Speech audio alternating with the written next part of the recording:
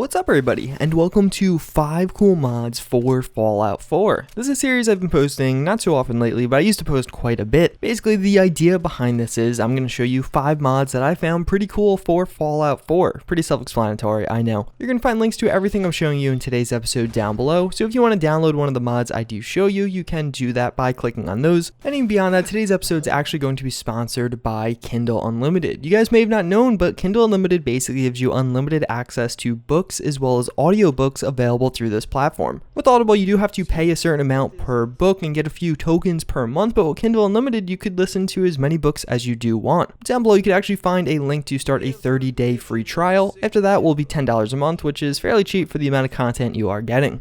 The first mod we do have is the Sanctuary NPCs Overhaul. What this is going to do is actually overhaul the faces and all around looks of a lot of the NPCs you do find in Sanctuary. This will be including Preston Garvey, Mama Murphy Sturges, John Long, as well as Marcy Long. It's a fairly straightforward mod. If you guys like the improvements and visual overhaul being made here, then this is going to be a great one to download. I personally really think this adds a lot more character and depth to these NPCs. It makes them feel less cookie cutter and fitting in with all the rest of the settlers to now actually standing out as something a little bit more unique.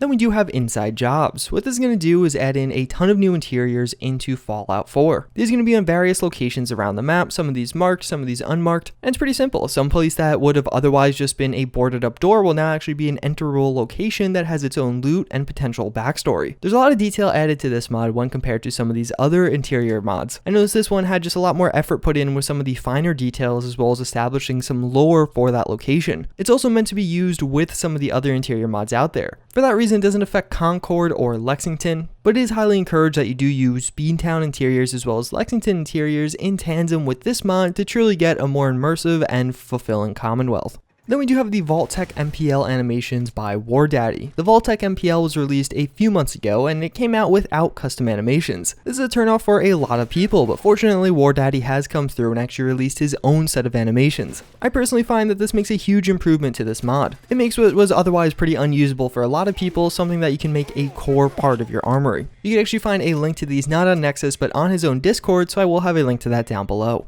The Metro series always has overlap and comparison with the Fallout series. Their themes are pretty similar, and as always, fans are recreating one aspect of one game and putting it in the other. This time around, we're specifically looking at the Metro. What this is going to be doing is bringing in some of the Metro tunnels that have a very similar theme to the one we do see in the Metro series of games. Inside the tunnels, you're going to find quite a few different traps. Some of these are pretty dangerous, so you should be pretty careful.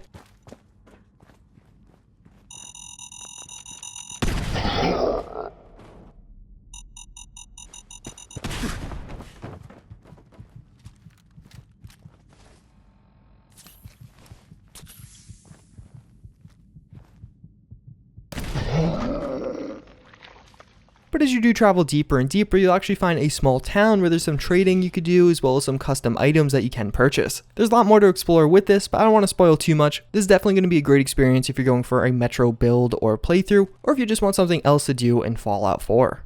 Finally, we do have Sandbag Fortifications. This mod I actually covered quite a while ago, but since my original coverage of it, it has gotten a ton of additional workshop items. This is going to give you a ton of defensive items that you can place down in settlement mode to potentially protect your settlement against attacks from oncoming enemies. There's a ton of variety here now. You can have larger sandbags, smaller ones, walls, tents, things like that. If you're going for an island settlement, I definitely think this is cool. There's a ton of items you could put that kind of work as barbed wire or barricades to prevent boats or enemies coming from the water. This mod is also fully functional. Many of these items do have defense ratings and you can assign settlers to man them. But with that, we're pretty much going to wrap it up for this episode. As always, I thank you guys again for watching. If you want to support the channel, you can leave a like or a comment on this video. It helps boost the video's rating and more people will be able to see it. And also, link down below will be my Twitter. I'm actually going to be doing a Twitter poll later today as to which video I'm going to upload tomorrow, so you could vote in that if you do want to have a say in what kind of content I'm putting up. As always, again, and thank you guys for watching. I do hope you enjoyed, and I hope to see you all next time. Later.